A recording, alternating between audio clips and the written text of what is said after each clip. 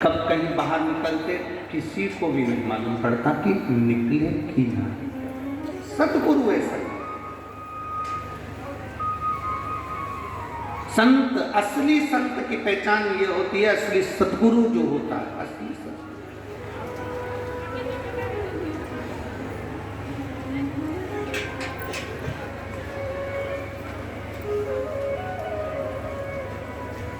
हमने यहां देखा तारा बाबा जी की कुटिया के बाहर से दर्शन कराते हैं, उनके समाधि स्थल कराते हैं, बाहर से दर्शन, समाधि स्थल का जो दर्शन कराते हैं बाहर से कराते हैं।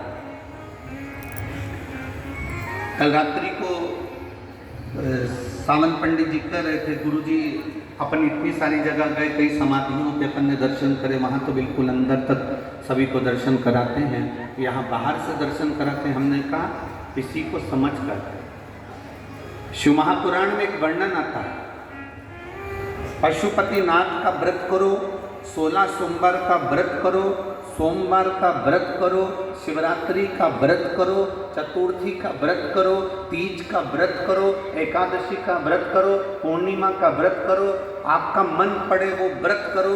व्रत करने की मना नहीं, पर शिव महापुराण कहती है, शंकर भगवान का चरित्र कहता है कि व्रत करने वाले को सबसे बड़ा नियम एक धारण करना चाहिए। सबसे बड़ा व्रत का नियम कौन सा है कि जो व्रत करे, दिन भर भूखा रहे, दिन भर कुछ ना खाए और अपनी कामना के लिए भगवान शंकर की आराधना करते हो, भगवान शिव की उपासना करते हो, और कोई आया तुम्हारे पाँव को छुआ, प्रणाम करा, और तुम्हारे पाँव को छुआ, प्रणाम करा, और तुमने उसके ऊपर हाथ रख दिया, या तुम्हारे चरण छुए और छूकर उसको तुमने अपने दिल से कुछ दे दिया, उसने चरण छुआ और तुम्हारे नीली मुख से निकला, पर तुम्हारे चरण को अगर उसने व्रत वाले दिन हाथ लगा लिया तो समझ लेना कि तुमने जो दिन भर व्रत करा उस व्रत का पुण्य वो लेकर चले गया,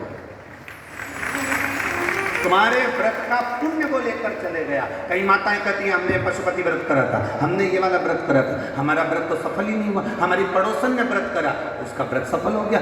कारण उसका ये है कि तुम्हारा व्रत जिस दिन था उस दिन तुम्हारे कोई ना पाँव पड़ा होगा, पाँव पड़ा, चरण छुआ, और सबसे बड़ी बात है तुम अनुभव कर देखना, अपने पैर के अंगूठे पे एक लोटा जल डालकर देखना, ठंडा पानी डालकर देखना, तुम्हारा भेजा भी ठंडा हो जाता है। अर्थात पाँव के अंगूठे में, पाँव में वो बल होता है कि व्यक्ति के चित्त, वृत्ति, मन और बुद्धि का सब कुछ चरण छूने वाला खींच कर ले जाता है। ये निश्चित आपका पुण्य वो खींच कर ले गया, आपके व्रत का फल वो खींच कर ले गया, आपकी आराधना का फल वो खींच कर ले गया, आपकी साधना का फल वो खींच कर ले गया।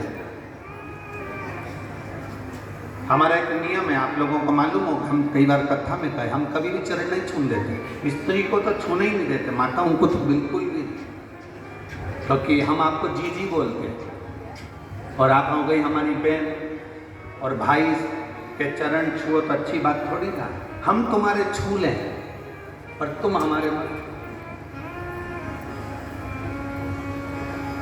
और हम जितने भी भाई लोग बैठते हैं इनको जीजा कहते हैं, इनसे हम हमारे चरण छुआ लेते हैं क्योंकि जीजा और साले की चल जाती है, इनकी और हमारी चल जाती, तुम्हारी नहीं चलेगी। चरण की बड़ी माँ, व्रत करने वाली माता, चाहे उपास कर रही हो, साधना कर रही हो, नियम धारण करी हुई है, जिस दिन तुम्हारा व्रत है, एकादशी का व्रत है, उस दिन अपने पाँव को हाथ मत लगाने दो। जिस दिन तुम्हारा पशुपति व्रत है उस दिन तुम्हारे चरण को कोई को छूने मत दो। जिस दिन तुम्हारा 16 सोमवार का व्रत है उस दिन आपके चरण को कोई हाथ ना लगाए, आपको प्रणाम कोई ना करे, दूर से प्रणाम करे, दूर से मैं दंडवत करे, दूर से वो नमन करके चले जाए, पर नजदीक से नहीं, उसको छू कर नहीं। हमारा पूरा पुण्य वो खींच कर ले। तुम जिस भी पंडाल में बैठे हो उस पंडाल में आप खड़े जरूर हो जाओ, ठीक है। मैं शिखर राजस्थान कामंड कस्बे की रहने वाली हूँ। मेरी भाभी के उदर में, पेट में 7 महीने का गर्भ था, बहुत समय के बाद गर्भ ठहरा था। 7वां महीना हुआ जिनने पत्र लिखा है वो हाथ भी हिलाएं। कहीं आप ही हैं? ऐसा हाथ हिलाते श्री शिवाय। बच्चा आया है क्या साथ में? नहीं आया। 7वां महीना था। डॉक्टर ने उसकी रिपोर्ट देखी और रिपोर्ट देखते से कह दिया ये बच्चे के हाथ और पांव नहीं बने।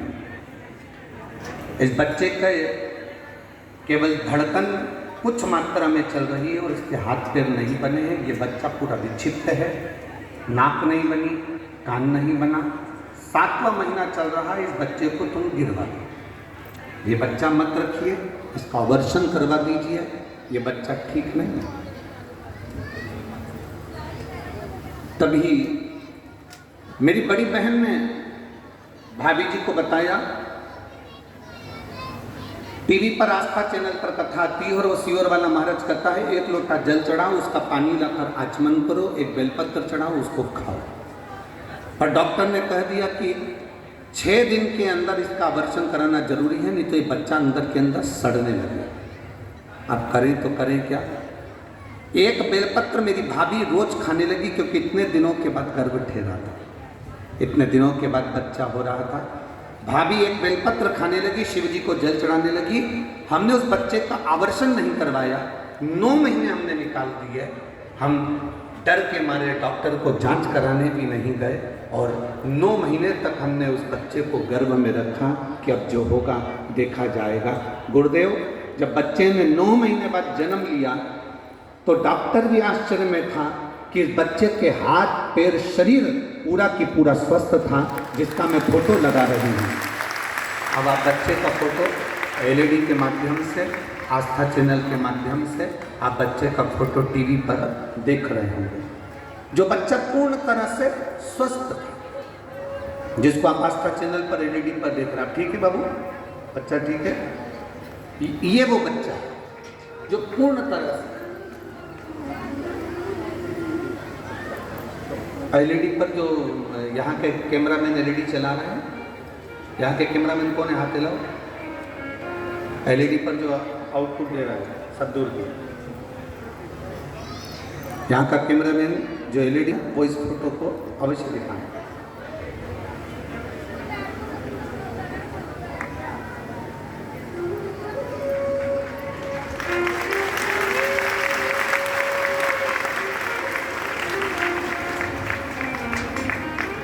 दिखा है LED पर, दिखा कि नहीं दिखा?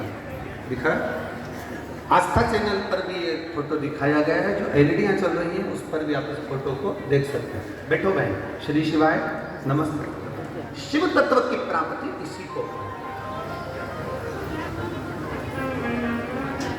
आप जितने विश्वास से, जितने भरोसे से, जितनी दृढ़ता से आप देवादिदेव महादेव का स्मरण करते हो, भगवान शंकर के विरल भक्ति को धारण करते हो, मेरा देवादिदेव महादेव उतनी कृपा आप पर जरूर करता। और एक बात अपने भीतर उतार कर रखना,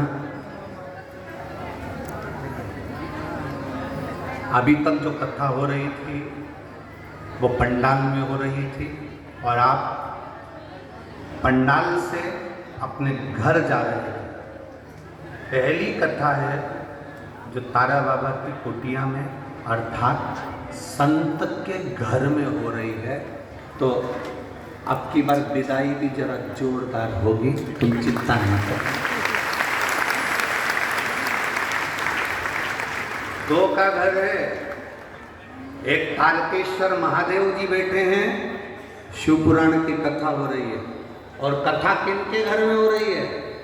तारा बाबा की, जम के तो बोलो, तारा बाबा की कुटिया में। अब अभी तक एक ही गिफ्ट मिलता था, अब की बार तो दोनों हाथ में लट्टू है।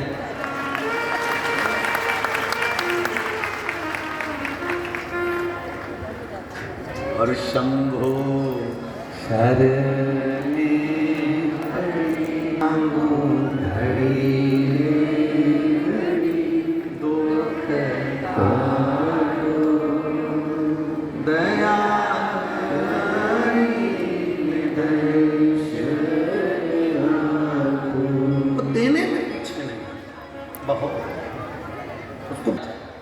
उसका स्मरण करने वाला, उसका मंत्र जाप करने वाला।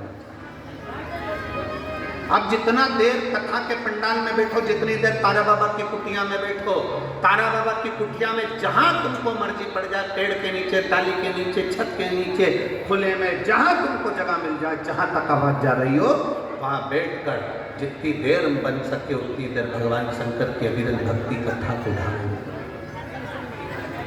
शिव तत्व को, उसको पहचानने का प्रयास करो, उसको जानने का प्रयास। नहीं पहचाना था देवराज, देवराज नहीं पहचाना।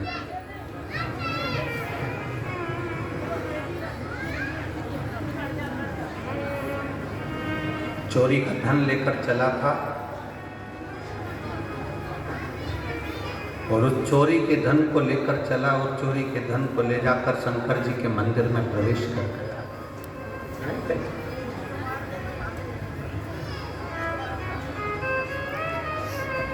उसको तो लगा जैसे सभी मंदिर है वैसे वो शिव का मंदिर, जैसे सारे मंदिर है वैसे शंकर का मंदिर। नहीं, सभी मंदिरों से शंकर जी के मंदिर की गणना नहीं करी जाती। राम जी का मंदिर है तो उसको राम मंदिर कहेंगे, कृष्ण का मंदिर है तो उसको कृष्ण का मंदिर कहेंगे, देवी का मंदिर है तो उसको देवी का मंदिर कहेंगे, नवग्रह का मंदिर है तो उसको नवग्रह का मंदिर कहेंगे, दत्त का मंदिर है तो उसको दत्त का मंदिर कहेंगे। केवल एक शंकर भगवान का स्थान ऐसा होता है जिसको मंदिर नहीं कहा जाता, जिसको शिवालय कहा जाता है कि वो शिवालय है। जहां शंकर भगवान का शिवलिंग होता है, भले मंदिर जैसी आकृति हो, भले मंदिर जैसा बना हो, पर शंकर भगवान के मंदिर को शंकर भगवान का मंदिर नहीं कहते, शिव जी के मंदिर को शिव मंदिर नहीं कहते, शंकर के मंदिर को शिवालय कहते। मंदिर वो होता है जिस मंदिर में भगवान की मूर्ति एक बार स्थापित हो जाती है वो बाहर नहीं निकलती। शिवालय एक ऐसा होता है जिसके बाहर नंदी बैठा होता है। नंदी बैठा है, समझ लो गाड़ी में हारन बज रहा है, ड्राइवर तैयार है, मतलब गाड़ी भुड़ भुड़ कर रही है, मतलब सेठ आएगा, गाड़ी में बैठेगा, बाहर जरूर जाएगा। उसी तरह जिस मंदिर के बाहर नंदी बैठा होता है उस मंदिर को मंदिर नहीं शिवालय कहा जाता है। मतलब ये याद रखना कि भगवान शंकर मंदिर के अंदर तो दिन भर रहते हैं, पर प्रदोष काल के समय पर प्रतिदिन मंदिर से बाहर निकल जाते हैं और अपने भक्त के घर को, उसको शिवालय कहा, उसको शिवालय कहा। शिवालय में केवल भगवान रहता नहीं है, शिवालय से बाहर भी जाता है। शिवालय में केवल भगवान रहता नहीं है, वो शिवालय के बाहर पहुंचता है।